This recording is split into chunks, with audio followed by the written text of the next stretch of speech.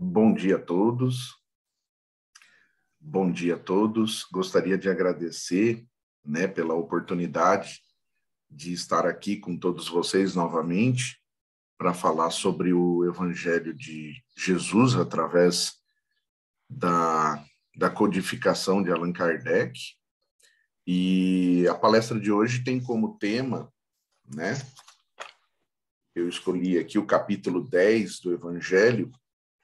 Bem-aventurados os que são misericordiosos. O tema, o capítulo, ele começa com: perdoai para que Deus vos perdoe. Bem-aventurados os que são misericordiosos, porque obterão misericórdia. Se perdoardes aos homens as faltas que cometerem contra vós, também vosso Pai Celestial vos perdoará os pecados.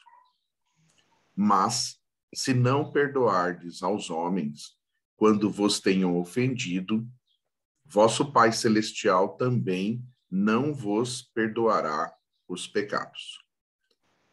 Se contra vós pecou vosso irmão, e de fazer-lhe sentir a falta, em particular, a sós com ele.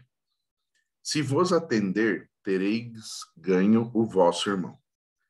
Então, aproximando-se dele, disse-lhe Pedro: Senhor, quantas vezes perdoarei a meu irmão, quando houver pecado contra mim? Até 7 vezes. Respondeu-lhe Jesus: Não vos digo que perdoeis até 7 vezes, mas 70 vezes 7 vezes. Mateus.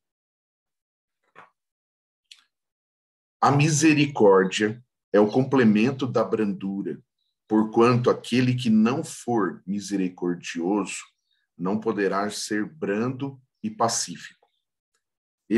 Ela consiste no esquecimento e no perdão das ofensas. O ódio e o rancor denotam alma sem elevação nem grandeza. O esquecimento das ofensas é próprio da alma elevada, que paira acima dos golpes que lhe possam desferir. Uma é sempre ansiosa, de sombria suscetibilidade e cheia de fel. A outra é calma, toda mansidão e caridade. Ai daquele que diz: nunca perdoarei. Esse, se não for condenado pelos homens, sê-lo-á por Deus.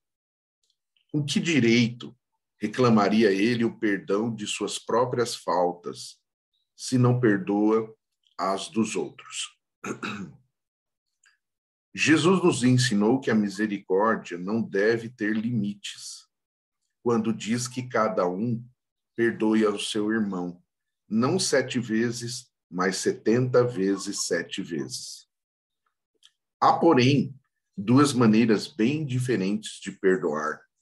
Uma grande, nobre, verdadeiramente generosa, sem pensamento oculto, que evita com delicadeza ferir o amor próprio e a suscetibilidade do adversário, ainda quando este último nenhuma justificativa possa ter.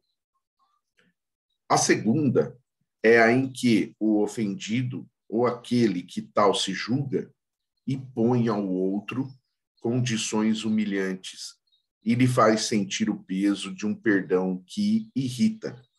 Em vez de acalmar, se estende a mão ao ofensor, não o faz com benevolência, mas com ostentação, a fim de poder dizer a toda a gente: vede como sou generoso. Nessa circunstância, é impossível uma reconciliação sincera de parte a parte. Não toda contenta, aquele que se mostra mais conciliador, que demonstra mais desinteresse, caridade e verdadeira grandeza da alma, grajanerá sempre a simpatia das pessoas imparciais. Então, nesse trecho do Evangelho, Allan Kardec, através da codificação, deixa bem claro a necessidade do perdão que já foi trazida por Jesus há mais de 2000 anos. O esquecimento das ofensas é uma necessidade, mas também é um treinamento que a gente precisa fazer. Não é uma coisa fácil, não é uma coisa que se faz de uma hora para outra, é um trabalho contínuo de esquecimento, né? Evidentemente que quando alguém nos ofende, a gente remoe por muito tempo aquilo, né? A gente fica remoendo a situação, remoendo o que a pessoa fez, né? Lembrando que nós também podemos cometer alguns enganos e as outras pessoas também vão remoer essas situações, vão remoer o que a gente fez. E daí a necessidade do esquecimento, porque o esquecimento vai fazer com que a gente diminua o poder que essa situação pode causar sobre a gente, levando a gente, nos levando, né, melhor dizendo, a situações onde a gente acaba até ficando doente, né, desenvolvendo aí alguma doença por conta da falta do perdão, da falta da compreensão, né? E aí, num outro trecho, ele fala da necessidade de se colocar o perdão de uma forma branda, ou seja, conversar com a pessoa que de alguma forma cometeu o engano, né? E conversar com ela em particular, expor a situação, expor aquilo que aconteceu, aquilo que você julga que foi o engano e tentar se conciliar com a pessoa e não gerar mais dificuldades tentando fazer uma conciliação do toma lá da cá, né? Então, criando situações humilhantes, porque aí a gente deixa a posição de ofendido para ser o ofensor. Então, a situação se inverte. Quando a gente, para poder perdoar as pessoas, a gente coloca aí condições, né? Coloca situações em que aquela pessoa que errou e se enganou não tem a oportunidade de se reconciliar de uma maneira natural, mas sim apenas sob o efeito de alguma troca. Isso é muito ruim, porque as pessoas, quando são pressionadas a fazer algo, nem sempre fazem do coração. E aí, na continuidade do Evangelho, o próximo tópico é reconciliação com os adversários. Então, como é que a gente vai fazer essa reconciliação? Quer dizer, o adversário, aquele que a gente considera como inimigo, não é alguém que a gente vai levar para casa e tomar um café, mas aquela pessoa que a gente vai respeitar. Uma das maneiras é começando a não falar mal daquela pessoa. Eu não gostaria que ninguém saísse pela cidade contando inverdades sobre a minha pessoa.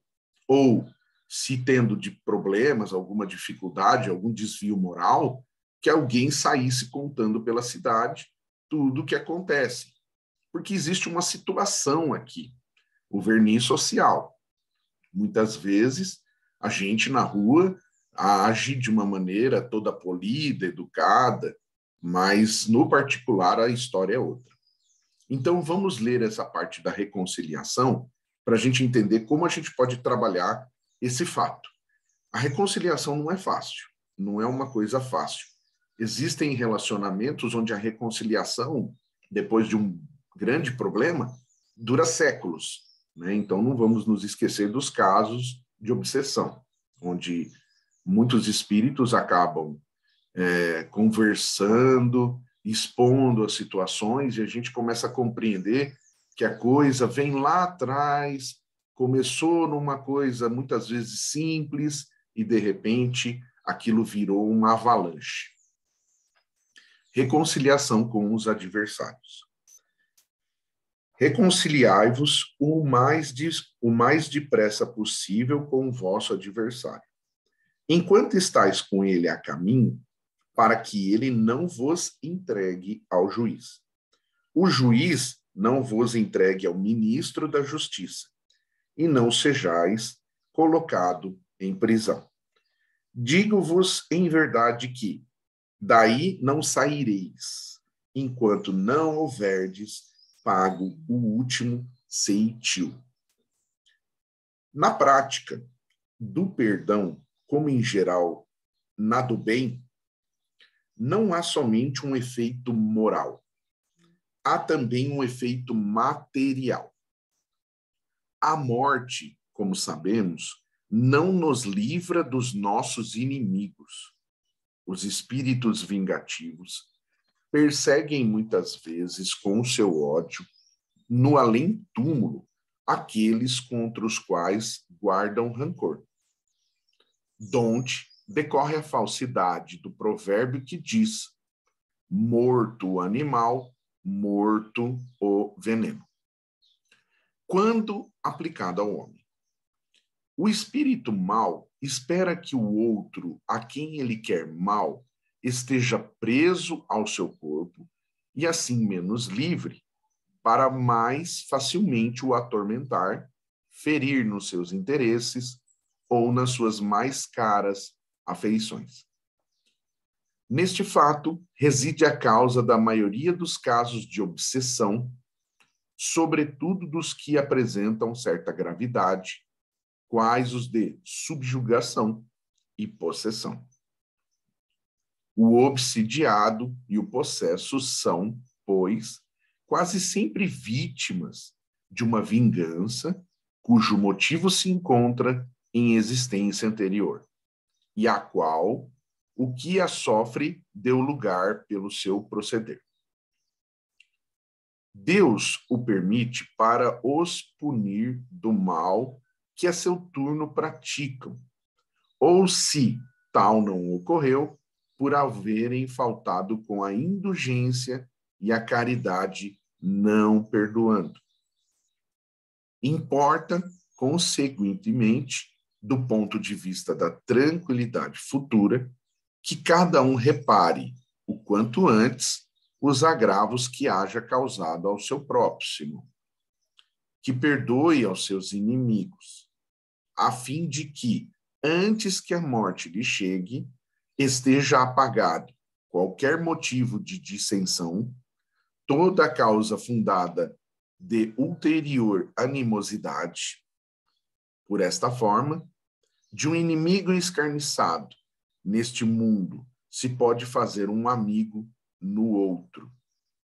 Pelo menos o que assim procede põe de seu lado o bom direito, e Deus não consente que aquele que perdoou sofra qualquer vingança. Quando Jesus recomenda que nos reconciliemos o mais cedo possível com o nosso adversário, não é somente objetivando apaziguar as discórdias no curso da nossa atual existência. É principalmente para que elas não se perpetuem nas existências futuras. Não saireis de lá, da prisão, enquanto não houverdes pago até o último centavo. Isto é, enquanto não houverdes satisfeito completamente a justiça de Deus. Nessa parte, fica muito claro a necessidade da reconciliação como forma não só de refazimento do relacionamento, mas para não perpetuar isso adiante. Nós sabemos que as pessoas, de uma forma geral, estão todas aptas a ter um processo de obsessão. Esse processo de obsessão ele pode ser causado por uma situação atual, uma vivência atual, uma situação em que a gente se coloca e que a gente acaba atraindo aí os nossos companheiros espirituais menos felizes, e aí eles acabam se agarrando a nós, né, por questões energéticas, e existem as situações que são as situações mais difíceis de serem tratadas, que são aquelas dificuldades antigas, né? Aquelas dificuldades que vêm de séculos. Existem situações onde os seres humanos, os espíritos, eles estão combatendo um ao outro há várias encarnações. E essas obsessões que são observadas através das subjugações, né, e possessões, elas causam um tremendo problema para o ser. Nós sabemos de situações muito difíceis de pessoas com processos obsessivos, né, que vêm de vários séculos devido à falta do perdão, à falta da compreensão. Então, a sugestão do Evangelho nesse ponto é que façamos o perdão, procuremos nos reconciliar com o nosso irmão antes do desencarne. Então, se eu sentar aqui agora, pegar um caderno e anotar as pessoas com as quais eu tenho um problema, é aquela pessoa que fez alguma coisa que me provocou em alguma situação, né? Ou gerou uma grande dificuldade na minha vida e que, de certa forma, eu não a perdoei. Eu começo perdoando ela mentalmente, orando por essa pessoa. E aí a gente vai lembrar daquele trecho do Evangelho, né? Perdoai os vossos inimigos. Naquele momento, aquela pessoa é a nossa inimiga. Essa pessoa eu não vou trazer para dentro da minha casa. Eu vou desviar na rua, se eu estiver vendo ela na mesma calçada. Então, essa situação que gera dentro da gente até um mal-estar, né, de encontrar essas pessoas, e que também, a gente não pode esquecer, nós geramos esses sentimentos em outras pessoas vão desviar da calçada quando nos verem, outras pessoas vão nos tratar como inimigos, né? E quando a gente estiver numa situação dessa, que a gente comece orando por aquele que eu considero o inimigo. Orando, pensando, né, pelo menos começando com o pensamento, através da oração, o perdão, pedindo a reconciliação. Como o Evangelho disse, né, a reconciliação, se ela for apenas de um lado e o outro não aceitar, esse lado que começou o processo da reconciliação terá outros olhos perante Deus. Deus passa a contar, a levar em conta a intenção da pessoa em se reconciliar. É muito difícil, é uma situação complexa. Aqui, nas palestras, nós chegamos até a falar sobre um filme chamado Invencível, onde um soldado americano ele é capturado pelo exército japonês e fica preso, né, em vários locais, passando por situações extremamente humilhantes. E no final da guerra, esse soldado americano, ele volta ao Japão e procura aqueles que foram seus algozes, dizendo que ele os perdoava. Interessante essa coragem. Às vezes nós não temos essa coragem. É muito difícil chegar em alguém que a gente tem algum problema e lidar com essa pessoa, tratar essa pessoa de uma maneira mais misericordiosa. Então, comecemos pelo pensamento. Pegue um caderno, anote o nome de todos aqueles com os quais nós temos problemas. Faça uma oração e coloque o nome dessas pessoas nessa oração. Existem trabalhos, atividades espirituais que saem da nossa compreensão.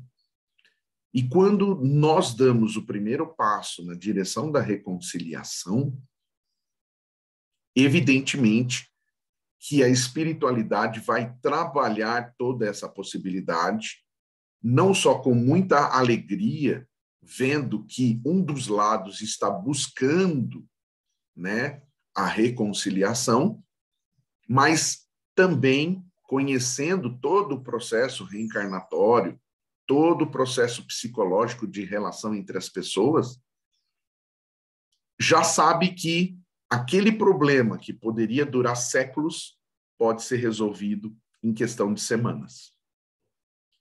Então, nessa parte fica claro, se a gente não consegue fazer a reconciliação com o nosso próximo mais diretamente, que façamos através do pensamento. Se eu não consigo me encontrar com aquela pessoa, que eu ore por ela, que eu peça por ela, que ela receba todo esse carinho e essa misericórdia da oração. E a tendência é desfazer esses miasmas que ficam nos relacionamentos. Nós sabemos de vários relacionamentos que começaram com muito amor, com muita aproximação, e que por uma questão que pode ser considerada por uns simples, por outros mais complexa, levou a uma situação difícil, onde ocorreu uma briga, uma discussão, uma separação, e aquilo se torna uma perseguição. Muitas situações que vivenciamos viram perseguições. E nessa situação, os espíritos que estão desencarnados se aproveitam da limitação da encarnação para subjugar ali o ser através de situações que podem ser muito humilhantes. A falta do perdão é uma das grandes responsáveis, se não for a maior, né, responsável pelo processo obsessivo. Na continuação desse capítulo, existe um tópico, que é o último da nossa palestrinha de hoje, que é muito interessante. Jesus, na sua grande inteligência, ele usou situações, muitas histórias para ensinar aquele povo que era ignorante. E que não tenhamos a pretensão de acharmos que nós evoluímos moralmente muito em relação ao povo daquela época, porque se pensarmos em tecnologia, houve uma grande evolução, mas em questões morais, nós estamos muito próximos daquela época. O tópico se chama O Argueiro e a Trave no Olho. Como é que vedes um argueiro no olho do vosso irmão, quando não vedes uma trave no vosso olho? Ou como é que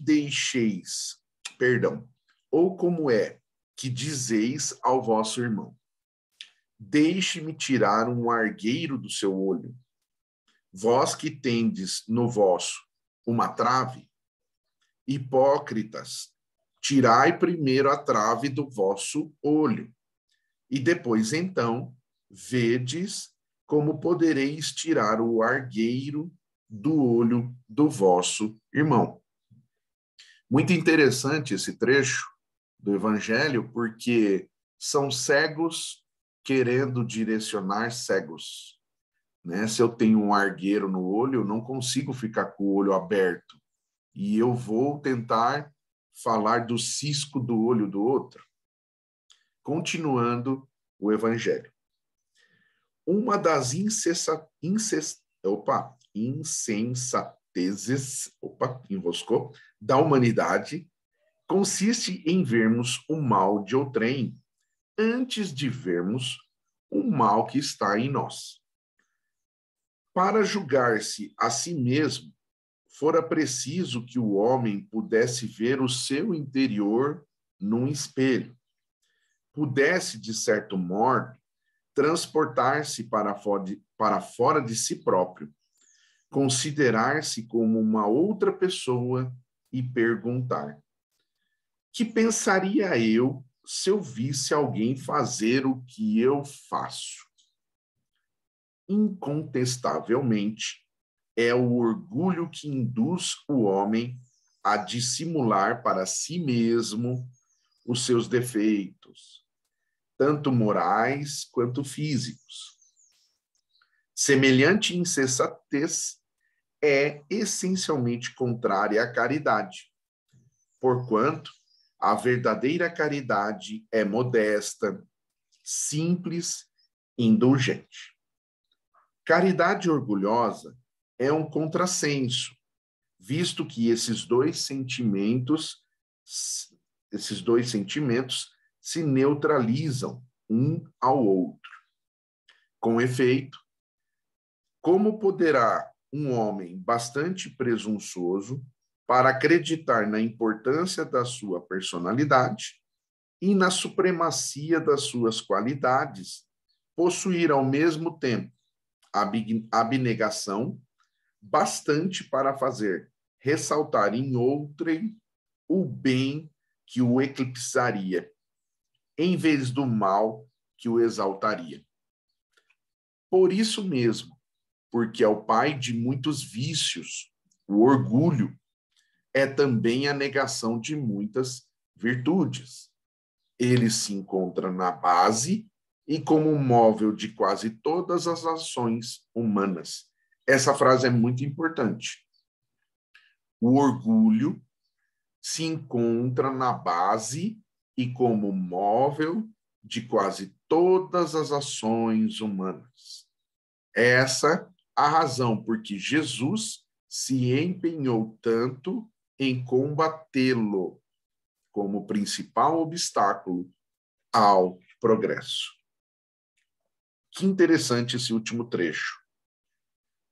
Ele deixa claro, né, que o perdão ele está atrelado à humildade, enquanto a falta do perdão está atrelada ao orgulho. Eu não vejo os meus defeitos. Eu vejo os problemas, as dificuldades dos outros. E muitas vezes, por conta do amor próprio excessivo, nós nos sentimos superiores e na condição de criticar, de falar mal, né?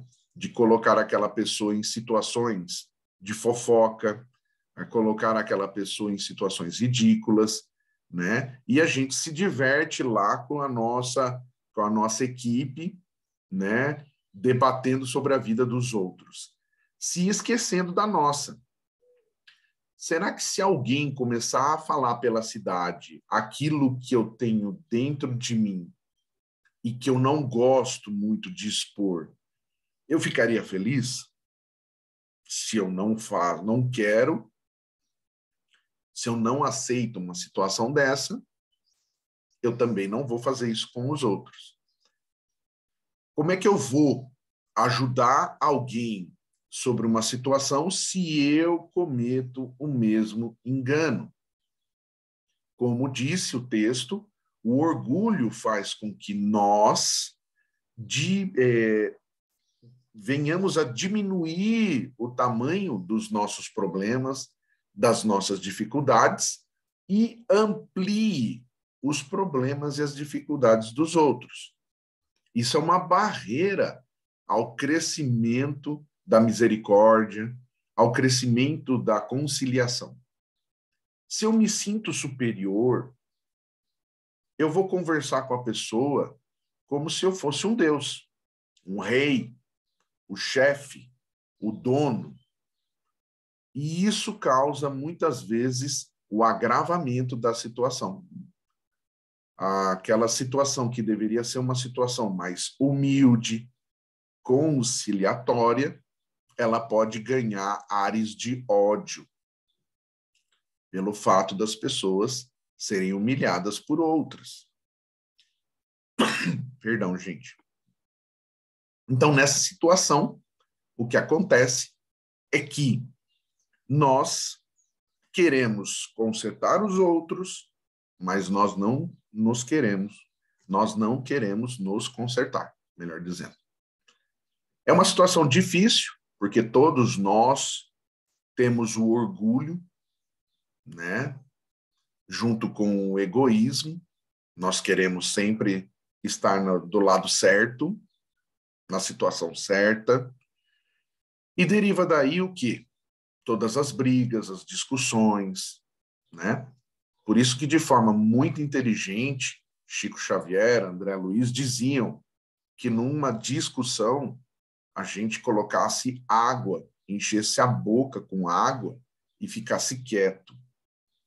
Porque quando um dos lados silencia, não há mais o que fazer e a discussão cessa. Interessante que a recomendação é colocar a água na boca para não falar, mas ninguém pede para tampar os ouvidos. Por quê? É necessário ouvir aquilo que a pessoa está dizendo, porque às vezes, no momento das explosões, as pessoas dizem a verdade.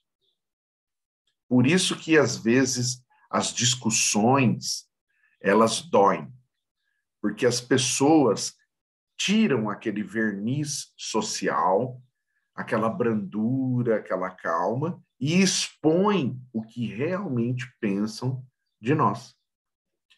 Quando eu estou com a boca cheia d'água, eu não continuo as ofensas. Eu não dou pólvora para a explosão, mas os meus ouvidos ouvem o que muitas vezes é necessário eu ouvir. A verdade sobre a minha conduta, sobre a maneira como eu venho agindo, e isso é uma oportunidade de melhoria. A gente precisa ver esses momentos como oportunidades de melhoria. A dona Leia, irmã do Valnei, dizia sempre uma coisa: a casa da gente é como um forno a 5.000 graus. O cadinho de porcelana é onde a gente coloca os nossos sentimentos. E é onde a gente frita, né? É onde a gente frita os sentimentos, é onde pega fogo, é onde a gente calcina as situações e a gente ferve. Então, o lar, muitas vezes, ele pega fogo. Mas pega fogo no sentido da purificação. É como se nós tivéssemos um saquinho com pedras pontiagudas. Essas pedras só vão ficar arredondadas se elas se atritarem umas com as outras. O atrito, na condição moral em que a gente se encontra, na condição psicológica em que a gente se encontra, é necessário para expor, muitas vezes, aquilo que nós temos de situações a serem corrigidas. A gente precisa aproveitar essas oportunidades para crescer e aprender. E não para virar um guerreiro, né? Nem um gladiador, e nem perder, né, aí a paciência falando absurdos para as pessoas, julgando as pessoas pelas costas, né? Então, essa é a mensagem do dia. A mensagem do dia é que nós somos falíveis, nós somos inseguros, nós somos orgulhosos, nós somos misericordiosos em situações em que a gente vê vantagem, mas essa condição do orgulho, do egoísmo, ela é combatida quando a gente busca a conciliação entre aqueles com os quais a gente convive e que a gente tem as dificuldades. Se a gente não conseguir a reconciliação conversando, não é possível. Comecemos através da oração. Vamos nos colocar na situação de Chico Xavier. Quantos inimigos ele teve? Quantas vezes esse homem deve ter parado para pensar como ele deveria ajeitar a situação? Vamos pensar em Jesus. Jesus, o ser mais elevado que pisou aqui neste planeta, ele teve os seus inimigos. E como Jesus soube lidar com esses inimigos? Em momento nenhum, Jesus fez fofoca de alguém no Evangelho. Em momento nenhum. Pelo contrário, Jesus ensinou: oremos por aqueles que nos perseguem, porque a oração vai atingir o coração, a alma daquele ser, e Deus está vendo a nossa intenção. Deus não está dormindo. Deus não está parado. Nós achamos que tudo está fora do controle, de forma alguma. Deus está sob controle de tudo, e todas as situações difíceis que ocorrem conosco são situações para o nosso aprendizado. Nós estamos em fase de transformação. Essa transformação ela não vai ocorrer em 1 ano, em 10 anos, em 1 século. Não sabemos, mas ela não vai ser rápida. É uma transição lenta para evolução. E quem coordena isso de forma perfeita é Deus. Então, se nós hoje temos alguém com quem a gente precisa se reconciliar, é difícil chegar nessa pessoa, comecemos pela oração. Coloque o nome dela no momento do Evangelho, naquele momento que você ora sozinho ou com a família, e peça por ela. Peça por ela para que tudo dê certo na vida dela, para que a bondade divina envolva o seu lar, envolva o seu coração, e que, quem sabe um dia possamos nós nos encontrar com esses nossos desafetos e nos reconciliarmos com eles. Então, a palestra de hoje foi essa. Eu abro aí para perguntas, observações, e mais uma vez eu agradeço pela oportunidade de estar aqui falando com todos vocês, porque estudar o Evangelho não é uma casualidade, é uma necessidade. E quando a gente estuda, a gente melhora cada vez mais. Obrigado, gente.